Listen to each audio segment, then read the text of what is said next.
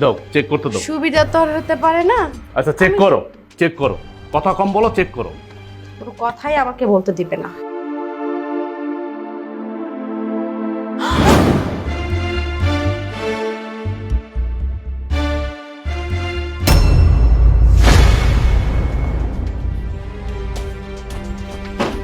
আম্মা,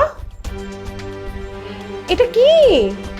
হ্যাঁ, আপনি শেষমেশ কিনা নিজের ছেলের বাসা থেকে গয়না টাকা এইসব চুরি করে নিয়ে গেছেন। কতগুলো টাকা, কতগুলো গয়না! ছি আম্মা ছি। আপনার যদি এত টাকা দরকার ছিল আপনি আপনার ছেলেকে বলতেন, আমাকে বলতেন। আচ্ছা মানলাম, আপনি না হয় আপনার ছেলেকে বলতে আপনি সরব পান, আমি তো আপনার বৌমা, আমি আপনার মেয়ের মতন, আপনি আমাকে বলতেন, আমি না হয় আপনাকে টাকা দিতাম। কিন্তু আপনি এই কাজটা একদম ঠিক করেন নাই আম্মা, ছি। বৌমা, আমার ব্যাগে এসব কই থেকে আইছে, টাকা গয়না, আমি তো কিচ্ছু জানি না। আম্মা আর নাটক করেন না আম্মা, এখন তো চুরি করে ধরাও পড়লেন, দেখছো? দেখো তোমার মা কি সুন্দর নাটক করে, একদম নিখুঁত অভিনয় করে। তা আম্মা, এই টাকা পয়সা নিয়ে গ্রামে গিয়ে কি করতেন আম্মা? বৌমা, তুমি বিশ্বাস করো মা, আমি এসব চুরি করি নাই। আমি কেন চুরি করুম? এগুলো তো সব আমার পোলার সংসারের টাকা পয়সা গয়না তোমার। আমি এগুলো নিয়ে কারে দিব কো? আম্মা, চোর যখন ধরা পড়ে না তখন সে একটা না একটা বাহানা দিবে। আর চোরকে কখনো স্বীকার করে যে আমি চুরি করেছি? আচ্ছা এখন তুমি আমার মারে কি করলে ঠান্ডা দাও, মানে কি চাচ্ছ তুমি, কি করবা বলো তুমি আমারে, বলো স্পষ্ট করে বলো কি করতে চাচ্ছ তুমি। বেশি কিছু না, তোমার মা যে অন্যায়টা করেছে তার উচিত শিক্ষা দেওয়া উচিত, তার একটা ন্যায্য বিচার হওয়া উচিত। আর তার বিচার একটাই, তাকে আমি জুতার মালা পরাবো। জুতার মালা? হ্যাঁ, জুতার মালা। আমার মনে তো হয় জুতার মালা পরাটাও তার জন্য খুব কম হয়ে যায়, কারণ উনি নিজের সন্তানের ঘরে নিজে চুরি করেছে। আচ্ছা ঠিক আছে, তুমি যাও, তুমি জুতার মালা নিয়ে আসো, যাও। তারপর তো তুমি ঠান্ডা হইবা আমার মারে জুতার মালা পরায়া। ঠিক আছে, আমি বাধা দেব না, তুমি যাও নিয়ে আসো, যাও। বাবা বিশ্বাস কর, আমি চুরি করি নাই। আমি জানি না আমার ব্যাগে কেমনে সবাই। মা তুমি একটু ঠান্ডা হও, ঠান্ডা হও তুমি।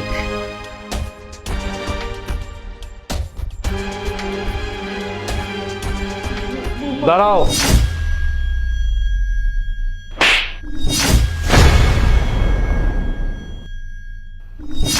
তুমি আমার গায়ে হাত তুললে? চুপ, একদম চুপ। তোর কত বড় সাহস, তুই আমার মার গলায় জুতার মালা পরাবি? তুই কি করছিস আমি জানি না মনে করছো? আমি সব জানি। এই জুতার মালার যোগ্য একমাত্র তুই। পর তুই আমার মার ব্যাগের ভিতরে এই টাকা স্বর্ণ রাখা, তুই কি মনে করছিস আমি দেখি নাই? আমি দেখছি।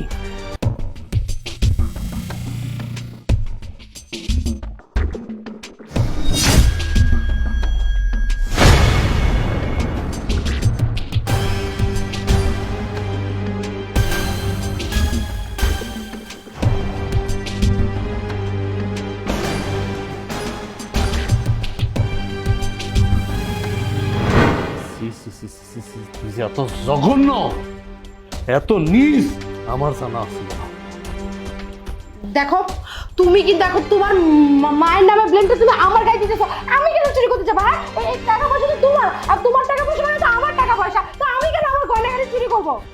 একদম সব অনেক টাকা থাকাবি তাহলে গলা টিপটা মেরে ফেলাম আমি। সব করে মা, অনেক সহ্য করতে হবে, অত্যাচার অনেক সহ্য করছি। আর না ভূত পাইছে কি, কি পাইছে ওই? তোমার সে সহ্যই করতে পারে না, সহ্যই করতে পারে না। কেন তুমি ওর কি ক্ষতি করছো, কি ক্ষতি করছো তুমি ওর, যে কিনা তোমার এই বাড়ি থেকে চোর হয়ে বাড়িতে হইলো? কইতে পারো, কইতে পারো মা তুমি, তুমি কি এমন ক্ষতি করছো? তুই অরে জিগা, আমি ওর কি ক্ষতি করছি? হেই, আমার মা তোর কি ক্ষতি করছে? তুই আমার মারে কেন সহ্য করতে পারছ না? কেন দিনের পরে দিন, রাতের পরে রাত তুই আমার মার সাথে যত গুলা করছো? একটা বউ তার শাশুড়ির সাথে এমন করে না। আমি আর আমার মা সব মুখ বুঝে সহ্য করছি, বুকে তালা মেরেছিলাম এতদিন। আর না, অনেক করছি। মা তোমার আমি কই, আমার বিয়া তুমি একটা গ্রামে মায়ের সাথে ঠিক করছিলাম। এই কথাটা আমি আমার বউরে বলছিলাম, তারপর থেকে সে তোমার সহ্য করতে পারে না সামান্য একটা বিষয় নিয়ে। আর ওই মেয়েটাকে আমি বিয়ে করছি, আমি বিয়ে তো তোমারই করছি, তা মার পছন্দই করছি। তোমার বিয়ে করার আগে আমি আমার মার অনুমতি নিচ্ছি। আমার মা বলছে বাবা তোর যা ভালো মনে তুই তাই কর। আর তুমি তুমি শেষে কিনা আমার মারে চোর বানায় এই জুতার মালা পরা এই মহল্লা দিয়ে পাঠাবা? আমি বাচ্চা থাকতে এটা আমি কোনোদিনও হইতে দেবো না। এখন তোমার লোক আমি বেশি পেছাল পাঠাতে পারবো না। তুমি যদি এখানে বেশিক্ষণ থাকো আমার পায়ের রক্ত মাথা উঠে যাবে, আমি খুন খারাপি করে ফেলাম। তুমি এই জুতার মালা অবস্থায় তুমি তোমার বাপের বাড়ি যাইবা, আর আমি তোমার ডিভোর্স লেটার পাঠাই দেবো। যা ম্যাডাম। আম্মা আম্মা আপনি আপনি আপনার ছেলেকে কিছু বলেন না আম্মা, আমার ভুল হয়ে গেছে আম্মা। কোনো ভুল নাই। যা বাইরে আমার বাড়ি থেকে বাইরা। কি করতেছিস? শোন বৌমা, খোলো খোলো চো। এই ঘরের বউ না, তুই এইভাবে বাইক করে দিলে মানছে কি করবো? ঘরের কথা ঘরেই থাক। তুমি কি বলছো? তুমি কি পাগল হয়ে গেছো? তোমার চোর বানাইছে, তোমার জন্য জুতার মালা রেডি করছে, তারপর তুমি তার মাফ করে দিতেছো? দেখ এই হলো মা, আর এই মারে তুই প্রতিনিয়ত কষ্ট দিছ। আল্লাহ সইব না তোর অত্যাচার। আম্মা আম্মা আমার ভুল হয়ে গেছে আম্মা, আপনি আমায় ক্ষমা করে দেন। আমি অনেক বড় ভুল করে ফেলছি আপনার সাথে। আমি আপনার কথা দিতেছি, আমি কখনো এই ভুল করবো না। আমি কখনো আপনার কষ্ট দিব না আম্মা। মাফ করে দে বাবা, মানুষ ভুল করে ক্ষমা চাইলে মাফ করে দিতে হয়। তুমি যেহেতু মাফ করে দিছো আমিও মাফ করে দিলাম, কিন্তু বলে দাও ভবিষ্যতে যেন তোমার সাথে এরকম না করে। কি করতেছেন আপনি? চায়ে হাত দিলেন কেন? আপনি জানেন এই চায়ের ভিতর চিনি দেওয়া। এখন আপনি যদি এই চা খান পরে তো আপনার ডায়াবেটিস হবে, আর ডায়াবেটিস হলে তো আপনাকে নিয়ে প্রতিদিন হাসপাতালে দৌড়াদৌড়ি করতে হবে। আর আপনার ছেলে তো কারি টাকা নাই যে আপনার পিছনে এতগুলো টাকা খরচ করবে। এমনিতেই তো ওষুধের পিছনে কতগুলো টাকা যায়। আপনার চা খাওয়ার দরকার নেই, আপনি এক কাজ করেন, এই যে এখানে পানি আছে, পানি দিয়ে রুটি খান। আচ্ছা বৌমা ঠিক আছে। আই হ্যাঁ এখানে কেন বসতেছেন? আপনি কি এখন আমার সাথে চেয়ারে বসবেন নাকি? আপনি কি এখন আমার বরাবর টক্কর দিতে চান? এটা ভুলেও ভাববেন না, আপনার আর আমার এক তুলনা না। আপনার যোগ্যতা নাই আমার পাশে বসার। আপনি গ্রামের খ্যাত, আপনি কেন টেবিলে বসবেন? আপনি এক কাজ করেন, আপনি ফ্লোরে বসেন, মানে মাটিতে মাটিতে বসে খান। আপনার কোনো যোগ্যতা নাই আমার পাশে বসা। আচ্ছা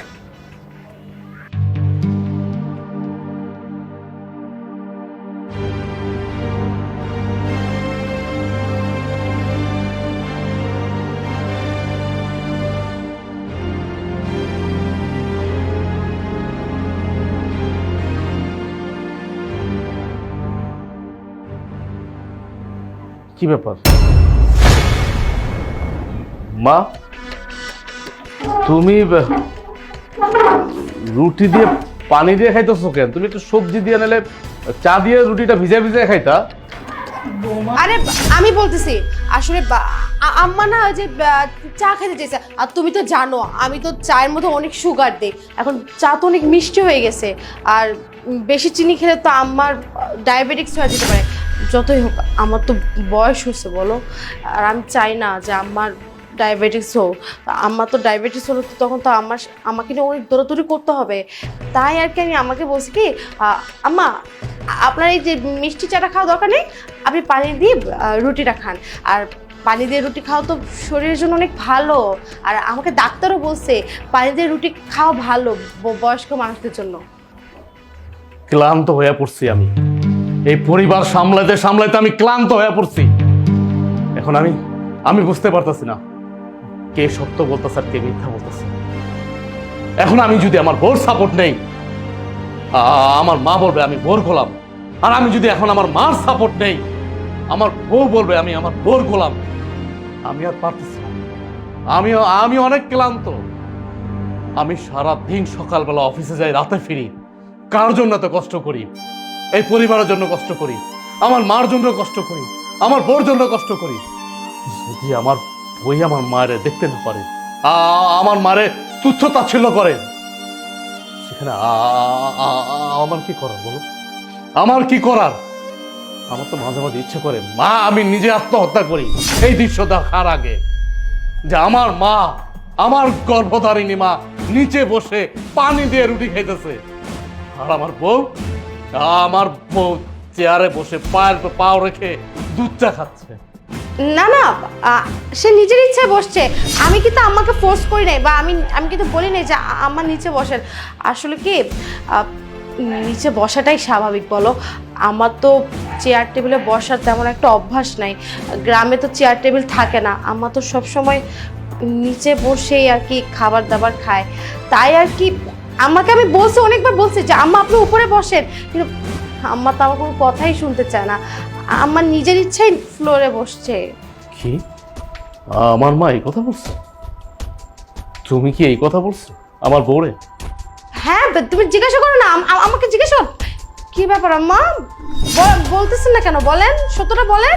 থাক, আমি বুঝে গেছি, আমি যা বোঝার বুঝে গেছি, তোমার আর ব্যাখ্যা দিতে হবে না। মা চলো, রাখো এগুলা, আমি তোমার সবজি বানাই দিব। আসো। মায়ের জন্য একেবারে দরদ উতলায় পড়তেছে, তাই না? আমাকে ভাষণ মেরে যান, আমিও দেখব কতদিন মায়ের জন্য এই দরদ থাকে।